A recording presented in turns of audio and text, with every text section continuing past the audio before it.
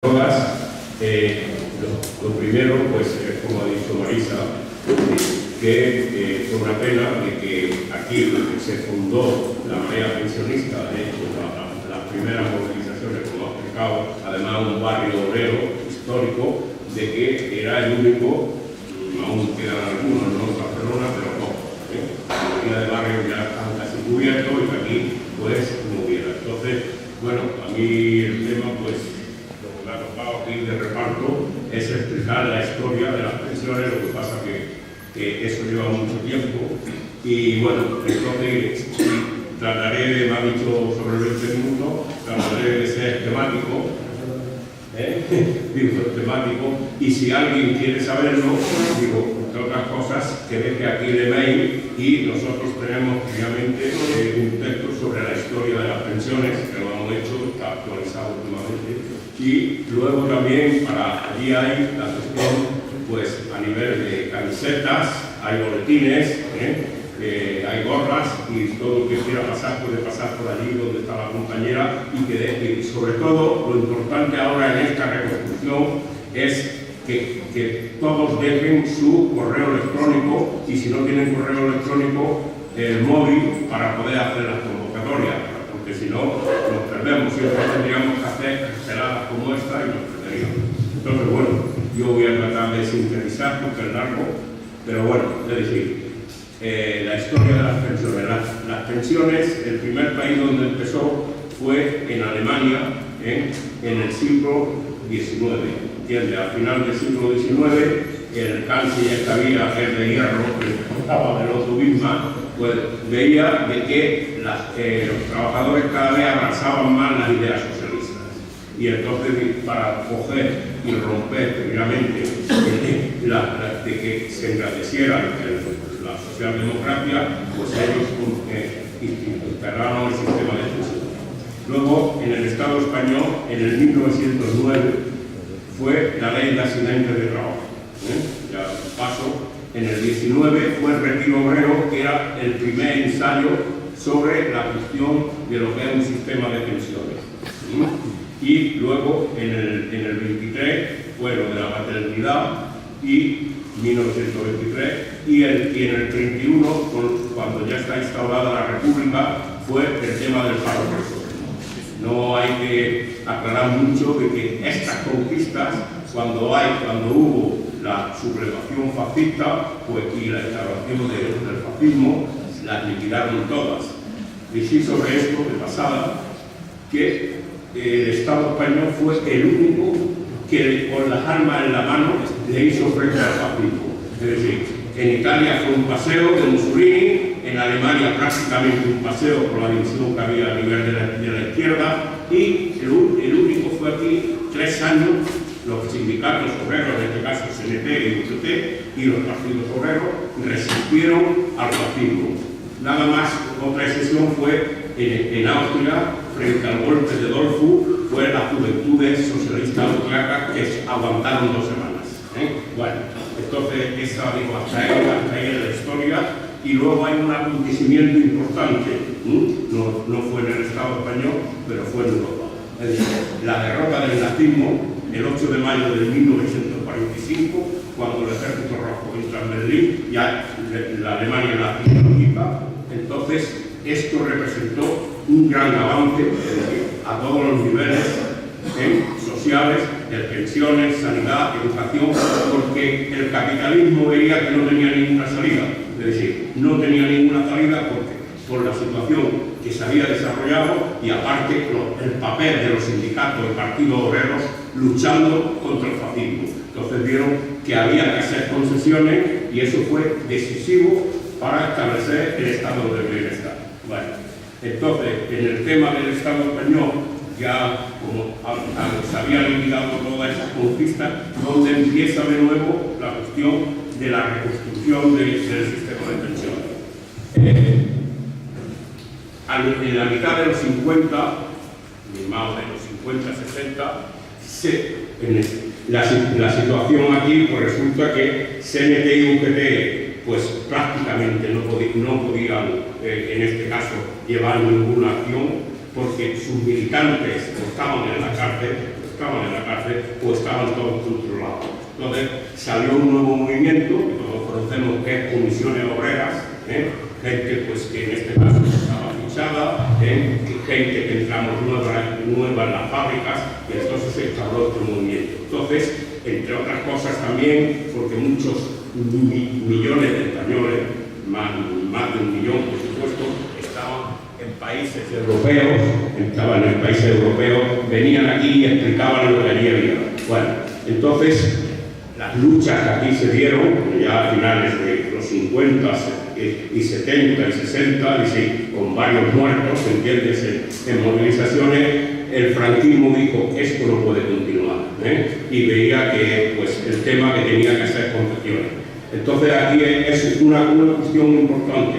Se estableció a partir de 1967 el régimen general de la seguridad social, porque hasta ese momento eran mutuas por el metal, la construcción, el textil. Entonces se estableció el régimen general. Y observaba un detalle, que ahora cuando nos dicen que no hay dinero, que no hay plata, resulta que el sistema era con 8 años de cotización y el cálculo de la pensión los 2 anteriores. Pero eso no es lo importante. Lo importante es que una persona, nada más que hubiera trabajado un día antes del 67, a nivel de la seguridad social, estuviera de alta, tenía una bonificación el primer año de 30 años, el segundo 29, el tercero, es decir, en función de la edad, los últimos fueron los que cumplían exactamente, que tenían en el año 1967 21 años, que a esos, los últimos, que fueron en el 2005, tenían 250 días de bonificación, es decir, de 30 años de bonificación hasta el último 250 días. Es decir, no había nada y sin embargo se consideraba esa bonificación. Bueno, eso fue importantísimo, fue una consecuencia de la lucha. Luego, ya más breve, digo, las distintas reformas. La primera reforma hubo una, no sé exactamente si fue de lo de la UCD o del Partido Socialista, tengo la duda esa, la cuestión de que lo de la viudedad, las viudas cobraron el 45% en el franquismo y un 20% más por hijo, y resulta que eso prácticamente lo cogieron y en este caso lo bajaron al 40%. Luego ha costado mucho poner otra vez en el 56, que ahora está, o para muchas en el 52. Bueno, entonces, la movilización que cambió, la cuestión de las agresiones, la primera gran agresión fue el Partido Socialista en junio de 1985 con 202 diputados, tiene 202 diputados, y planteó de que había que cambiar el sistema a nivel de la cotización para colocar la base reguladora. En vez de 2 años serían 8, porque dice que se hacían trampas, y entonces mentira, porque a ver quién podía coger, qué patrón te podía decir que dar de alta para coger que en los últimos años cobraran más. Bueno, y de 8 pasar a 10. Entonces Comisiones Obreras convocó una huelga general el 20 de junio de 1985. Fue la primera huelga general de toda la democracia. Fue un éxito. Es decir, no apoyó UGT, estaba en contra, pero no apoyó su supeditación al Partido Socialista, apoyaron los sindicatos de izquierda y también,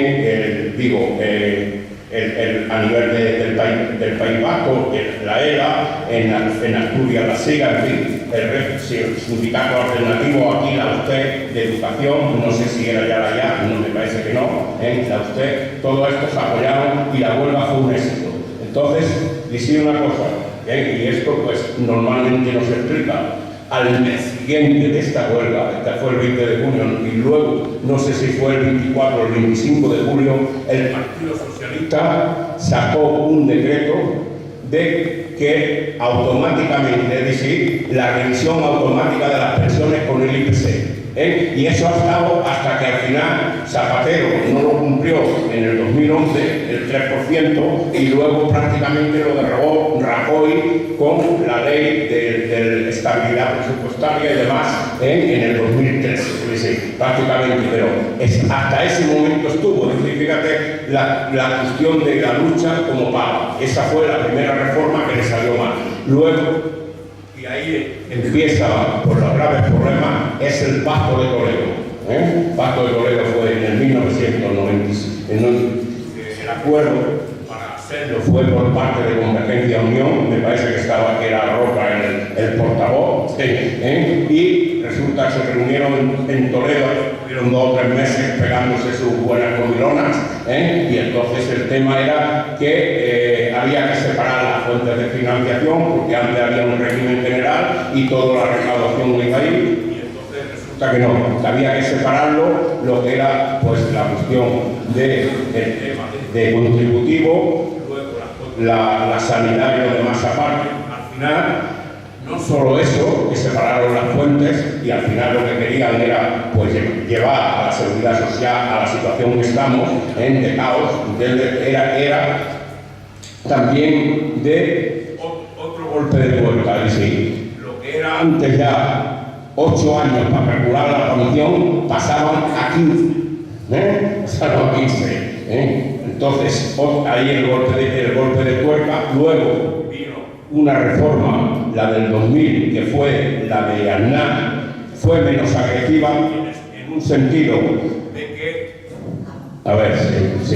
en el sentido de que la patronal en aquel momento tenía una situación de que la gente, los jóvenes que estaban formados, entraran en las empresas y entonces para eso le hizo la gran rebaja de poner el contrato de relevo, que era importante para la gente, para los trabajadores que se beneficiaban, pero era soltarle miles y miles de millones a la patronal. Y luego, luego está otra posterior, que también, esta fue la del 2008, que implementaron hasta aquel momento. Lo que había era pues, la cuestión 15 años cotizados y tenían previsto los 15 años. Luego ya los 15 años lo cogían y lo excluían lo que eran las pagas extras, con lo cual incrementaban prácticamente 2 años más, ¿no? Y luego vino lo más gordo, cuando en plena crisis, en el 2011, comisiones y UGT, después de aquel que había el presidente del gobierno, Zapatero, de explicarle que esto iba al caos absoluto. Y los cogieron 2 o 3 noches allí, bum, bum, bum, bum, y al final claudicaron. Es decir, pasar de 15 a 25 años para calcular la pensión. ¿Entiendes? De 15 a 25 años. Lo de la cobertura de lagunas, que nunca eso nadie lo dice, es de que antes, pues mira, una persona estaba, y esto va a haber miles y miles, por desgracia, con la situación de paro que ha habido y la situación de paro que hay, que estaba 2 o 3 años que no cotizaba, es decir, que no cotizaba porque estaba en paro por cualquier otra situación, y se cubría con el 100% de la base mínima de cotización. Si de los 25 años estaba de 8, pues la diferencia pues, resulta que se cubría con el 100% de la base mínima. Ahora lo que pasaron era 48 mensualidades, es decir, 4 años al 100% de la base mínima, al 100%, y el resto al 50%. Con lo cual, un pilón de gente con toda la crisis que ha habido, cuando llegue ese momento va a ser monstruoso lo que pierde. Son los efectos que ya han explicado que esta reforma es incluso más agresiva que la que había montado el PP. Aumentan a 67 años la cuestión de la edad de jubilación y más y más. Y luego viene pues, lo que ya sabemos del PP, del 2013, la cuestión del factor sostenibilidad, lo que no ha tenido la cuestión del 0,25 y de momento se ha amortiguado la gente que cuando se jubile se le aplicaban eso que según los economistas era hasta un 20 o un 25% menos, de momento dice que se ha aplazado, pero no está derogado, que estos han dicho que lo van a derrogar, pero no está derogado, está aplazado. Entonces, eso hay que echarlo para atrás, y bueno, y lo que se ha demostrado, digo, ya acabo, ya están los 20 minutos, ¿no?